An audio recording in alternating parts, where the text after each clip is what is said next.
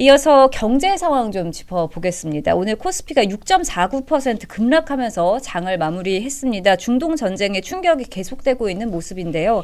그러자 금융감독원이요, 이른바 B2, 이 빚내서 투자하는 움직임에 대해서 전방위 점검에 나서겠다, 이렇게 밝혔습니다. 사실상 B2와의 전쟁을 선포한 건데요. 그런데 불과 얼마 전까지만 해도 이 대통령과 금융당국이 나서서 주식 투자를 해라, B2도 일종의 레버리지 투자다, 이렇게 하면서 긍정적으로 언급하면서 투자를 막 분위기를 업시키고 그랬었는데, 갑자기 이렇게 단속한다, 이렇게 나섰습니다. 시장에서는 굉장히 충격이 큰 것 같은데 어떻게 보고 계세요?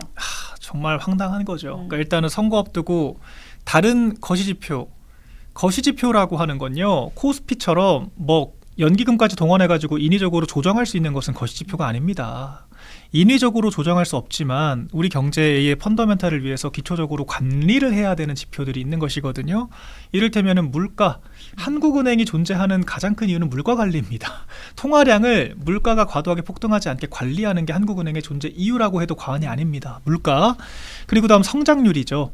국가가 팽창을 해야 되기 때문에 경제가 성장률과 물가, 수출, 환율, 이 정도, 그러니까 정부가 인위적으로 통제하기 어려우면서 우리가 지표들을 계속해서 예의주시해야 되는 것들을 우리가 거시지표라고 얘기를 하는데, 증시는요, 우리나라 경제 수준을 대표하지 못합니다.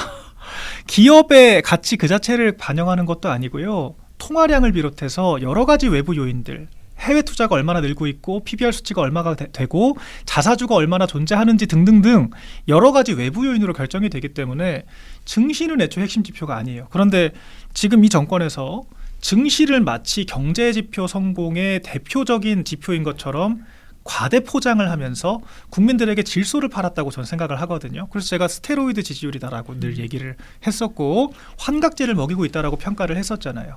본인들이 거기 동조하는 과정에서 나온 발언이 바로 B2, 레버리지의 일종이다, 이런 얘기 한 거 아닙니까? 그렇게 해서 지금 뭐 6천까지 정말 말도 안 되는, 우리나라 경제는 지금 오히려 마이너스 성장을 했는데, 작년 4분기 기준으로 마이너스 성장을 했는데 증시는 2배가 넘게 뛴 이런 기형적인 구조에서 이런 추락이 너무 예측 가능하지 않았나요? 근데 지금 이란 전쟁 여파로 다른 나라보다 훨씬 큰 영향을 받으니까 이제 와서 부랴부랴 펀더멘탈 얘기를 지금 하는 거 아니겠습니까? 이제 와서 이게 무슨 의미가 있죠? 이미 각종 금융 회사들이 빌려줄 만큼 빌려줘가지고 돈이 없다라고 할 정도로 지금 시장에 많은 지금 B2 자본들이 묶여 있어요. 50조 가까이 됩니다, 지금. 근데 이게 정말 핵폭탄인 것이요, 어쨌거나 우리가 환율을 잡으려면요, 원화 가치를 잡아야 됩니다. 물가 잡으려면 원화 가치를 잡아야 돼요. 그럼 어떻게 해야 되죠? 금리를 올려야 돼요. 금리 올려야 통화량이 조절이 되고 과열 상태가 완화가 되거든요. 근데 금리를 올리면 어떻게 되겠습니까? 통화량이 줄어드니까 증시가 폭락하겠죠? 설상가상으로 돈 빌린 사람들 어떻게 되죠? 이자 부담이 늘어나죠. 비투한 사람들은 주식은 폭락하고 이자 부담은 늘어요. 파산하는 겁니다. 그러니까 이렇게 스테로이드를 맞으면 경제적으로 감당할 수 없는 역풍을 맞게 될 거라고 저를 비롯한 국민의힘에서 계속해서 얘기를 했던 거예요. 근데 이제 와서 감당 안 되니까 빚내서 투자하면 되냐라고 말을 180도 바꾸는 것이 지금 경제 컨트롤 타워가 없는 거죠. 결과적으로 피해 누가 봅니까? 정부 믿고 돈 빌려가지고 투자한 젊은 사람들이 다 감당하게 되는 겁니다. 실제로 전세 사기 그런 문제 왜 터졌는데요? 돈이 넘쳐나니까 그 돈 가지고 우리가 집값 천정부지 치솟을 때 전세를 비싸게 산 사람들이 이자율 올라가고 집값 떨어지니까 차라리 그 집을 가져라라고 한 거예요. 집주인들이. 전세 사기라고 하는 개념도 지금 국민들 상대로 폰지 사기하고 있는 거예요, 정권이. 이런 얘기들을 저희가 또 가열차게 비판을 해야 되는 상황입니다. 맞습니다. 지금 공천 얘기할 게 아니라 정말 나라가 지금 망조예요. 제가 봤을 때. 네, 오늘 또 6.5% 급락을 했는데 불과 한 달 전까지만 해도 이재명 대통령이 나도 꽤 큰 개미였다 이러면서 시장 분위기를 계속해서 띄웠었습니다. 결과적으로 이게 청년층 또 고령층 뭐 국민 모두 위험한 B2의 세계로 내몬 거 아니냐, 그렇죠. 이런 비판이 이어지고 있습니다. 제2의 카드 사태, 제2의 코인 사태 지금 전조 증상이라고 봐요. 저는 이 정부에서 이 메시지가 나온 시점을 주목하는데요. 지금까지는 B2를 권장했었잖아요. 지난해 말도 그렇고 올 초까지도. 그래서 뭐 금융위 부위원장이 나와서 과거에는 이게 뭐 안 좋았는데 이제는 B2도 일종의 레버리지다 뭐 이런 소리를 했었단 말이에요. 적극적으로 B2를 권장했는데 정확하게 이란 중동 사태가 터지고 나면서 주가가 급락하니까 이 메시지가 나온 거예요. 근데 저는 굉장히 주목했던 게 금융감독원장의 메시지였어요. 금융감독원장이 그젠가요? 뭐 이런 얘기를 냈어요. 최근 금융시장 변동성 확대에 편승한 금융회사의 단기 성과주의, 소비자 이익을 등한시한 상품 판매 관행에 엄정히 대응해 나가겠다. 그러니까 정부는 책임이 없다는 소리예요. 이 모든 책임은 금융회사가 문제라는 거거든요. 그러니까 금융회사가 지금 주가가 오르니까 적극적으로 마케팅을 해서 팔았다. 그래서 지금 B2가 늘었다라고 지금 책임을 금융회사한테 떠넘기고 있는 상황이에요. 굉장히 재밌죠. 그러니까 정권이 주가가 막 오르고 국민들이 박수 칠 때는 본인들이 모든 공을 가져가고 부작용이 탄생할 때는 금융회사로 책임을 돌리고 있단 말이에요. 굉장히 재밌는 상황이에요. 근데 얼마나 상황이 심각하냐면 지금 대학가나 이런 커뮤니티나 여러 군데 다니다 보면 대학생들이 장학재단에서 주는 생계형 그런 대출 그런 게 있어요. 금리 1%대 그렇죠. 싸게 해주는 그런 걸로 다 지금 대출을 받아서 다 B2를 하고 있어요. 그리고 사업자 대출 많거든요. 정부에서 하는 그 사업자 대출도 전부 거의 대부분이라고 말씀드릴 수는 없지만 정확한 통계가 없으니까 굉장히 많은 분들이 그 자금으로도 지금 B2를 하고 있단 말, 주식 투자를 하고 있단 말이에요. 근데 얼마 전에 이재명 대통령이 그랬잖아요. 사업자 대출을 받아서 부동산 투기한 사람들 빨리 정리하고 자수해라 라고 압박을 했습니다. 그런데 사업자 대출 받아서 부동산 투기하면 투기고 잘못된 것이고 사기죄인데 그러면 다른 대출을 받아갖고 주식 투자하면 그건 사기죄가 아닌가요? 정부가 이런 부분에 대해서도 형평에 맞게 똑같이 대응을 했어야 맞는 것이잖아요. 그런데 본인들에게 유리한 부분이라서 관리를 소홀히 했다는 걸 좀 인정을 해야 돼요. 그런데 전혀 그럴 생각이 없단 말이죠. 저는 지금 이 대응을 하겠다는 메시지도 굉장히 좀 요식행위라고 봅니다. 그리고 저는 이미 제2의 카지 사태가 될 수밖에 없는 이유가 굉장히 중동 사태 때 하락했을 때 많은 개미분들이 그 하락장에서 생존하지 못한 분들이 굉장히 많아요. 이미 B2 대출을 받아서 투자한 분들의 손실이 굉장히 많다는 게 이미 많은 증권사의 데이터로 나오고 있어요. B2한 분들이 수익률이 마이너스 19%라는 거잖아요. 이런 부분들에 대해서 정부가 어떻게 책임지겠습니까? 어떻게 할 거예요? 지금 이 선전선동한 부분, 그래서 국민의힘이나 많은 전문가분들이 얘기했잖아요. 그렇게 하면 안 된다. 주가는 너무 위험한 투자 수단이다. 그렇게 대응하면 안 된다고 얘기를 했던 것이에요. 그런데 정부는 그런 말 한마디 없이 너무 여기에 편승한 후과를 반드시 치를 것이다 라고 봅니다. 네, 그런데 지금 당장 힘든 사람들이 많습니다. 보면은 요즘 사회초년생들, 20대들 아까 전에도 말씀해 주셨지만 뭐 처음부터 좀 위험하게 투자하는 경우가 많다고 합니다. 잡주나 미수 몰빵 뭐 이런 위험한 투자를 하다 보니까 20대 소액 투자자들의 손실률이 일반 투자자보다 3.2배나 더 높다. 이런 통계가 나오기도 했는데요. 이걸 단순히 좀 개인적인 문제로만 볼 게 아니라 청년들의 절망감이 이렇게 위험한 투기로 이어졌다. 이렇게도 볼 수 있을 것 같아요. 지금은 많은 사람들이 주식시장을 활용을 하고 있기 때문에 투자라고 하는 개념으로 우리가 제도권 안에서 정립이 됐습니다만 사실 일종의 투기죠. 이것도 도박에 해당하죠. 왜냐하면 이게 제도권 안에서 뭐 사이드카 등의 제동장치도 있고 우리가 변동성을 최대한 관리를 하기는 하지만 지금 주식시장 보시면 이게 코인 잡주랑 거의 비슷해요. 그러니까 잡코인들 비슷하게 아니 우리가 지지난주에는 12%가 하루아침에 왔다 갔다 하지 않습니까? 맞습니다. 이거는 제도권에서 관리하는 변동성을 통제하는 주식시장, 투자시장이 아닙니다. 이미 투기장이 된 거예요. 그러니까 투기라고 하는 게 별겁니까? 돈 놓고 돈 먹는 게 투기죠. 하루아침에 변동성이 10%씩 왔다 갔다 하면 그게 투기지 뭡니까? 그러니까 우리가 투자라고 하는 말이 되려면요. 가치 투자가 돼야 되는 거예요. 우리가 이 기업의 성장 가능성을 보고 기업에 투자를 한다라고 하는 개념이 돼야 되는데 지금 투자하는 이 종목들이 뭔가 장기적인 관점에서의 투자 가능성을 보는 것이 아니라 일단 물 들어올 때 노져라 혹은 당장 정부가 밀어주니까 일단 사라 이런 심리 아니에요? 그럼 이게 경제 성장에 대한 기대감이 아닌 건데 이걸 투자라고 지금 부를 수 있겠는가라고 하는 회의감이 드는 거죠. 그러니까 이게 인식만 달라졌을 뿐인 거지 지금 이 정부가 사실 아예 그 이재명 리딩방을 운영하고 있는 지금의 국면에서는요.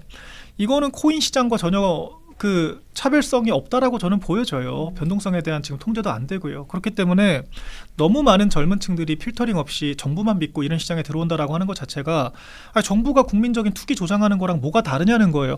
부동산은 투기라고 그렇게 하지 말라면서요. 근데 부동산은 적어도 실체라도 있죠. 부동산은 빚 갚고 나면은 내가 살 수 있는 공간이라도 있는데 주식은요 떨어지면 아무것도 안 남습니다. 정부가 부동산 투기 막으면서 부동산 그 주식 투자하라고 하는 게 이게 앞뒤가 맞냐는 거예요. 그래서 그런 일관되지 못한 정책 기조, 거시지표의 실패를 증시라고 하는 엉뚱한 사자지표로 메꾸려고 했던 이런 잘못된 정책 방향이 결과적으로 저는 따끔한 철퇴를 맞게 될 것이다라고 생각을 하고요. 근데 정부만 철퇴를 맞으면 다행인데 국가와 국민이 같이 철퇴를 맞으니까 정말 이런 식의 그런 무도한 정책을 하면 안 된다라고 제가 말씀드리는 거죠. 주식은 본인의 책임이에요. 명확하죠. 빚내서 투자를 하든 자신 돈으로 투자를 하든 손실을 보든 수익을 보든 다 자신의 책임이에요. 그런데 지금과 같이 정부가 너무 주식을 띄우면서 막대한 빚투자금이 들어가서 손실을 보기 시작하잖아요. 그러면 이런 사회적으로 굉장히 비용이 너무 많이 들어가요. 그래서 많은 청년들과 많은 노후 자금까지 빼다가 주식 투자하고 이런 현상들이 나오고 그분들이 막대한 손실을 보게 되면 결국에는 정부가 사회적 비용이 발생을 해요. 그분들이 좀 약화된 재정 상태, 그분들이 약화된 개인의 신용 이런 것들을 극복해서 또다시 자립하고 사회에 나가고 이런 과정에서 정부가 사회적 비용이 투입할 수밖에 없단 말이에요. 그런 것들을 걱정하는 거죠. 그분들이 손실이라고 이런 걸 걱정하는 게 아니라 결국에는 또 다른 사람의 세금으로 또 다른 정부의 자금으로 그들에게 또 투입을 할 수밖에 없는 상황이 종국에는 발생을 한단 말이에요. 그러다 보면 그 금융회사가 개인이 부실해지면 금융회사가 부실해지고 금융회사가 부실해지면 공적자금이 들어갈 수밖에 없고 그러면 또 경제가 흔들리고 악순환이 반복될 수밖에 없어요. 그런데 지금 환율도 치솟고 있죠. 유가도 치솟고 있고 이런 상황에서 또 25조 원에 달하는 우리 지금도 추경도 한다는 거잖아요. 근데 과연 그 추경을 어떻게 짤지를 봐야 되겠지만 그 추경이 또 주가를 부양하고 뭐 이런 방식의 추경이 될까봐 좀 걱정이 됩니다. 추경을 한다는 건 이제 돈을 푼다는 네. 얘기니까요. 네.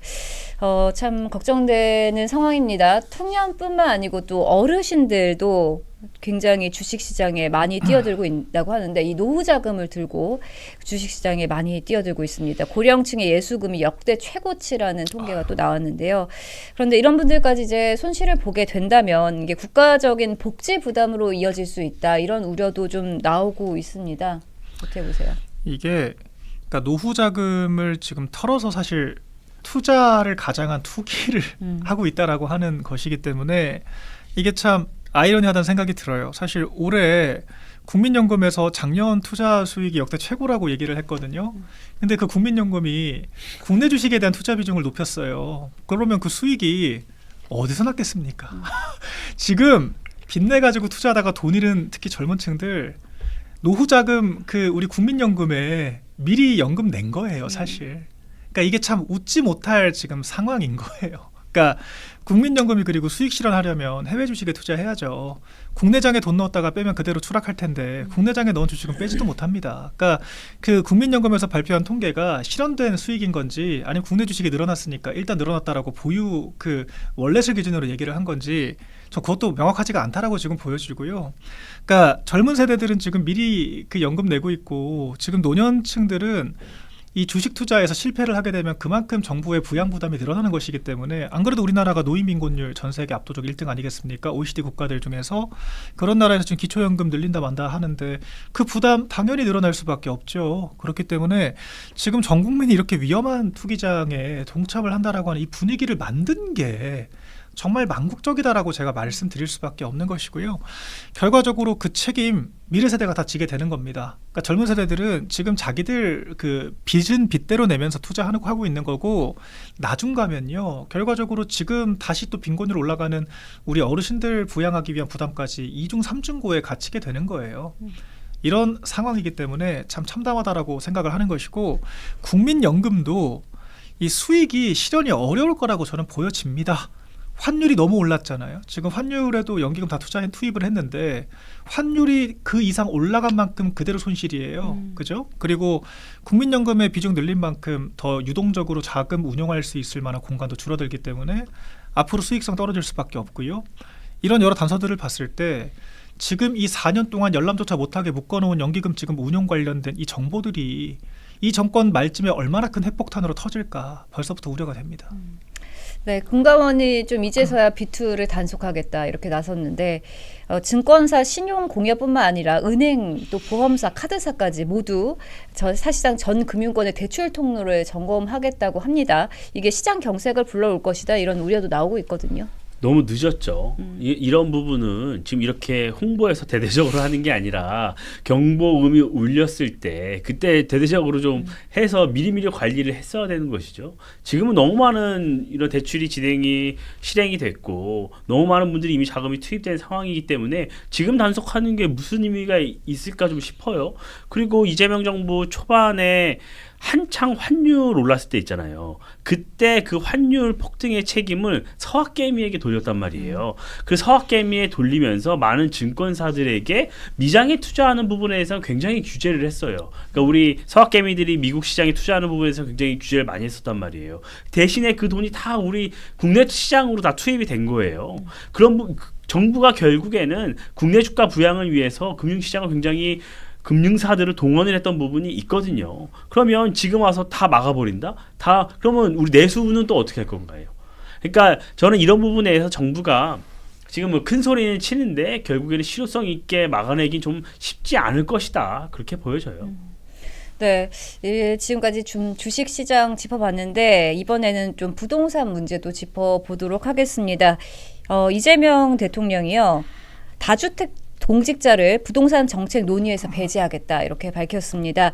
여러 채 집을 가진 사람들이 정책을 만들면 이해 충돌이 생길 수 있다 이런 취지인데요. 겉에서 보면 좀 공정해 보이기도 하지만 현장에서는 이게 좀 실효성이 있냐 또 하나의 보여주기식 행정 아니냐 이런 비판도 나오고 있는 상황입니다. 어떻게 보고 계세요?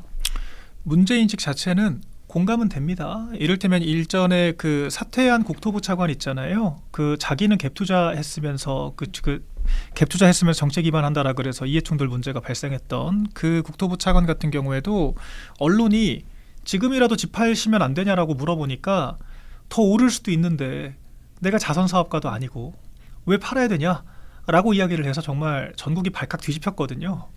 정책을 만드는 국토부 차관도 집이 더 오를 거라고 생각해서 안 팔겠다라고 얘기하는데 국민들한테 집 팔라고 하는 게 말이 됩니까?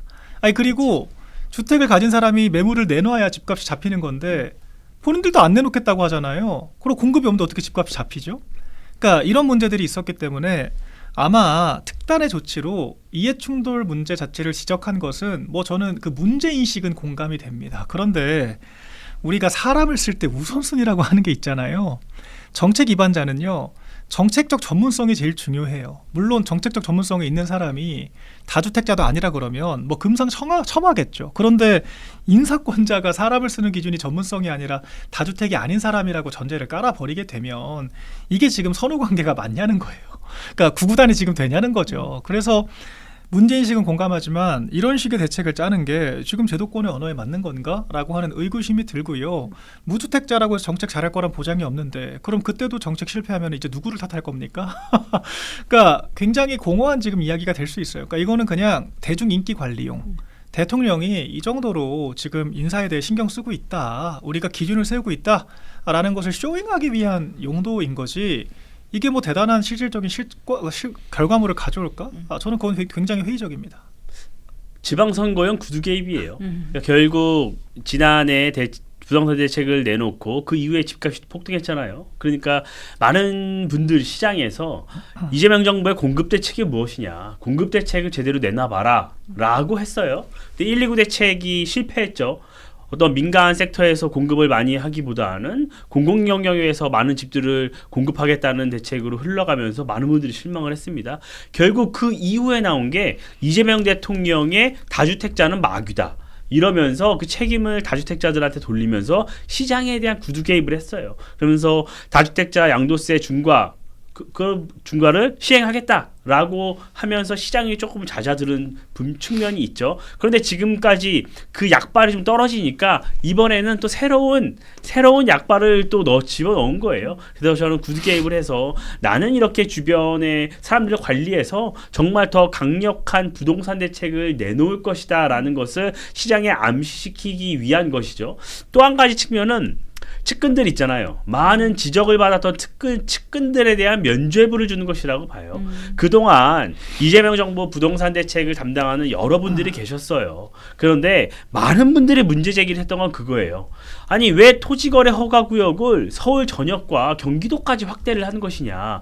왜 당신들은 똘똘한 한 채를 갖고 있고 딱지 투자하고 갭 투자 다 해놓고 다주택자도 있는데 왜 우리는 내 집 마련을 못하게 다 대출까지 막아버리냐 라는 문제의식이었단 말이에요. 근데 그것에 대해서 많은 분들이 그러면 이혁원 금융위원장, 김용범 정책실장 이런 분들 다 갭 투자한 거 아닙니까? 라는 지적을 했고 집 팔으세요 막 압박을 했었어요. 근데 그냥 얼렁뚱땅 넘어갔잖아요. 그래서 지금 정책 관련자들만 다주택자를 배제하겠다는 메시지를 내면서 과거에 논란이 됐던 분들은 그건 문제가 아니다. 다주택만 문제고 그 일부만 문제다. 그래서 다주택자를 악마화하고 책임을 다주택자들에게 돌리는 논리를 지속적으로 가져가는 것이에요.